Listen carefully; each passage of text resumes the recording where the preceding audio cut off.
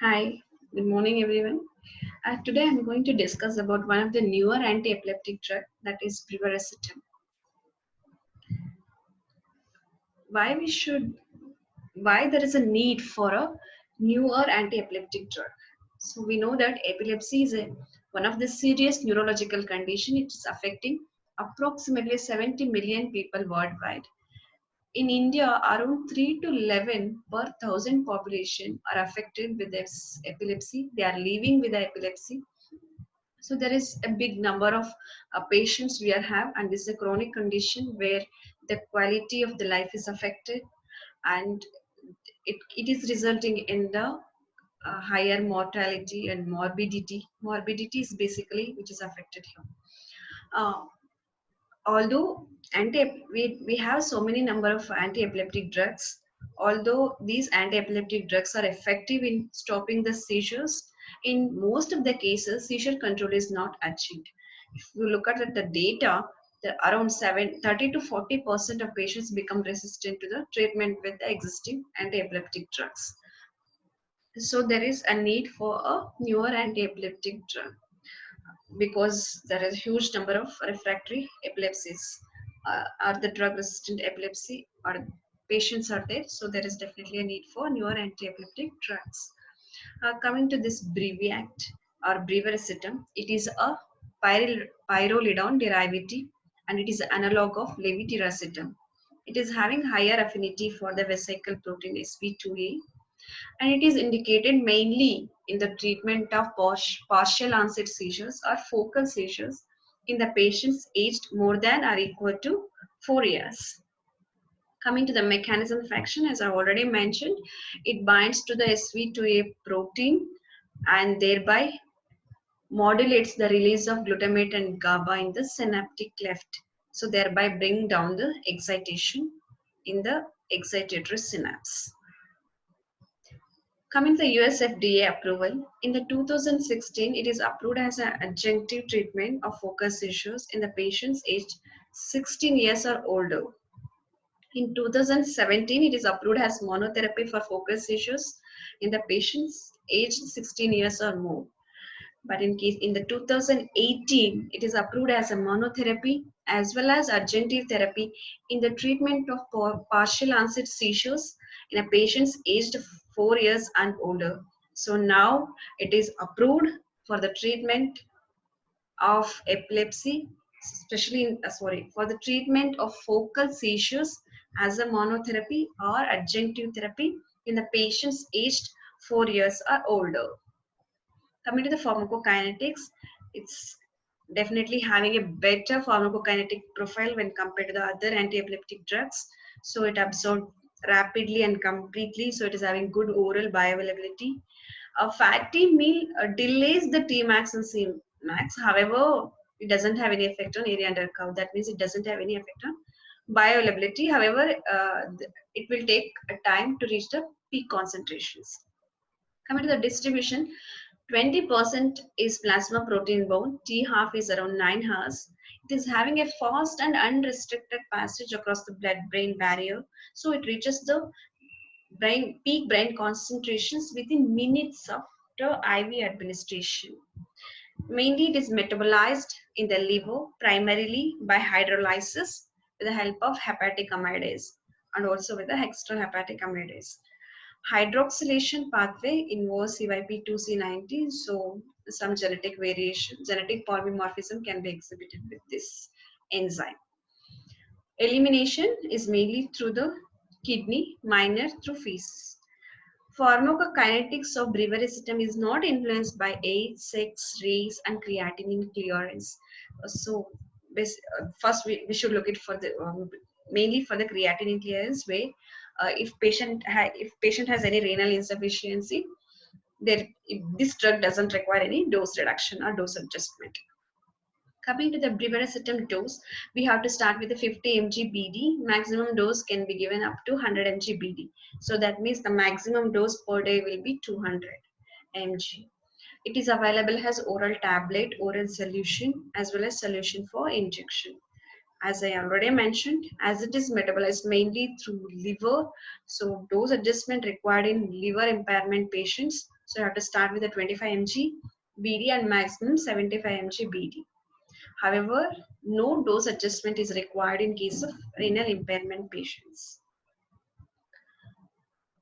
Then what are the adverse effects seen with this drug are, we have somnolence, irritability, fatigue, dizziness, and hypersensitivity reactions, nausea and vomiting. The most common adverse effect we come across with this brivaracetam drug is the somnolence. What warnings and precaution one should give or take while prescribing this drug is when the patients can develop the suicidal tendencies and ideations. So we have to educate the family members regarding any changes in the behavior of the patient, like low mood, other depressive symptoms. We have to tell the patient family members to look to watch for. And if any hypersensitivity reactions, we are better not to give this drug. In pregnancy, safety has not been established, so it is in the category C drug. In hepatic impairment, the dose reduction is required. Coming to the drug interactions, basically it is having very minimal drug interactions. So we know rifampicin or rifampin, which is an enzyme inducer. It decreases the BRB plasma concentrations, thereby it will bring down the efficacy. So if we are giving, if a patient is already on rifampicin, if we are prescribing them brivaracetam, we have to give double the dose. So you have to increase the dose up by 100%. So the carbamazepine, how it is, this brivaracetam inhibit an enzyme called epoxide hydrolase, thereby increases the CBZ epoxide, which is a metabolite of carbamazine. That is a CBZ carbamazine epoxide, or CBZ means we know that is a carbamazine. So carbamazine epoxide is significantly increased.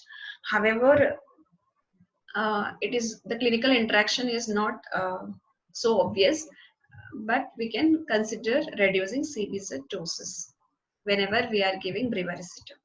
Phenytoin decreases the brivaracetam plasma concentrations, and brivaracetam increase the plasma concentration of phenytoin. So better to avoid this co-administration of these two drugs. Avoid co-administering BRB with the phenytoin. Coming to the efficacy and safety of brivaracetam, how far what is the evidence says about the efficacy and safety of brivaracetam? We look at a study called BRIGHT study. It is a phase 3 double-blind placebo-controlled parallel group study done to evaluate the efficacy and safety of 100 mg and 200 mg.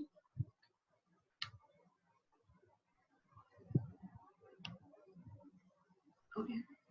It is done to evaluate the efficacy of adjunctive brivaracetam 100 mg, 200 mg per day compared with the placebo in adult epilepsy patients with partial onset seizures. The primary endpoints are percent reduction over the placebo in the partial onset seizure frequency, and also they have seen the more than or equal to 50% responder rate for the partial onset seizure frequency. So the duration is around 12 weeks. So they have we have three groups. That is, one is a placebo group, another one is brivaracetam 100 mg per day, another one is brivaracetam 200 mg per day. The results were statistically like this. That is, the statistically significant in the percent reduction of partial onset seizure frequency in the brivaracetam group compared to that of placebo group, and the most frequent adverse effect noted was somnolence.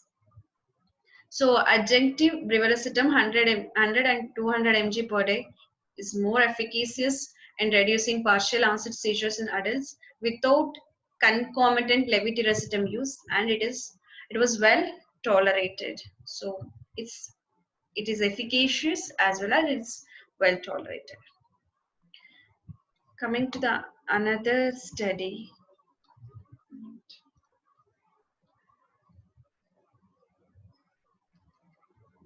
Okay. This is a meta-analysis to look for the efficacy and tolerability of brivaracetam compared to the other newer anti-epileptic drugs like lacosamide, perampanel, or eslicarbazine. as an adjunctive treatment in uncontrolled focal epilepsy. Results of an indirect comparison of meta-analysis of RCTs.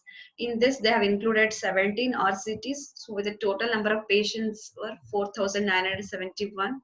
After adjusting for dose effects, comparisons were made between the brivaracetam and other three anti-epileptic drugs. The conclusions drawn from this study were there was no significant difference in the efficacy between the add-on brivaracetam with the brivaracetam and other anti-epileptic drugs like lacosamide, eslicarbazine, and perampanel. However, in terms of tolerability, brivaracetam was better than the existing other anti-epileptic drugs. So, the brivaracetam is again recommended here. Then, cost effectiveness of brivaracetam has an adjunctive therapy for partial onset epilepsy in Finnish setting. In Finland, the study was conducted in order to look for the cost effectiveness of brivaracetam as a first add-on drug in comparison with the perampanel. So what are they are look for the direct cost and quality adjusted life years and incremental cost effective ratio. So after analyzing, they came to know that the brivaracetam is the cost saving and more effective than perampanel. The results were robust in both the deterministic and probabilistic sensitivity analysis. Brivaracetam had a probability of being high cost effective even at low willingness to pay thresholds. So the BRV not only expands the availability of cost effective, not only expands the availability of effective treatment choices, but is also affordable, providing value for the money. So it is cost effective drug. Coming to the safety and tolerability of the adjunctive brivaracetam in children with the focus seizures. So in this study, they have pooled the data. It's an interim analysis of pooled data from the two controlled trials. So this study was conducted uh, to evaluate the long-term safety and tolerability of adjunctive brivaracetam in children with epilepsy. So these two trials were the name of the trials I have mentioned. What they included the patients. One trial included the patients of 1 month to less than 16 years, where the dose given to them were 0.8 mg per kg per day, and the duration of the first trial was 3-week trial. In another trial, they've included the patients with 4 years to from more than 4 years and more to the less than 16 years, and the BRV dose given was 1 to 5 mg per kg per day, maximum 200 mg per day. So they have followed up for the long term, how many months or years possible, so they have followed up.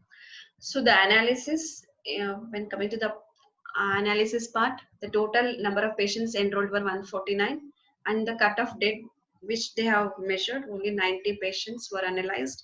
The total exposure is 299.4 patient years. That means patient years means number of the patients into the number of years they have followed up to. Say 90 patients, 10 patients, they followed up to only for 5 years. So 10 into 5. 50, then another 20 patients followed up to 6 years, like that. In these 90 patients, how long they are followed up, depending on that, they have calculated all these things, and the total exposure was 299.4 patient years. So in that 149 patients, 26 patients were taken from the initial trial. That initial trial was a sample size of 34. Here, from that 34 patients, they have taken only 26, and the 115 patients are enrolled directly for the long-term trial. So the pooled analysis of 2 open label trials, including long-term data and adjunctive BRV, was generally well tolerated in children aged 4 years or less than 16 years with the focus seizures. So, and the common adverse effect reported were the nasopharyngitis and pharyngitis. So, this analysis shows the findings or supported the approval of BRV as a new therapy option for the children aged 4 years with the focal seizures. Why we should prefer BRV over levetiracetam because it's having a selective binding to SV2A protein, and it is having 15 to 30 times higher affinity to SV2A protein compared to that of levetiracetam, and it is having a high permeability to the brain. It has a fast and unrestricted passage across the blood-brain barrier. So after IV administration, within minutes, the peak BRV peak concentrations of BRV will be achieved in the brain. And it doesn't require any dose adjustment in case of renal disease patients.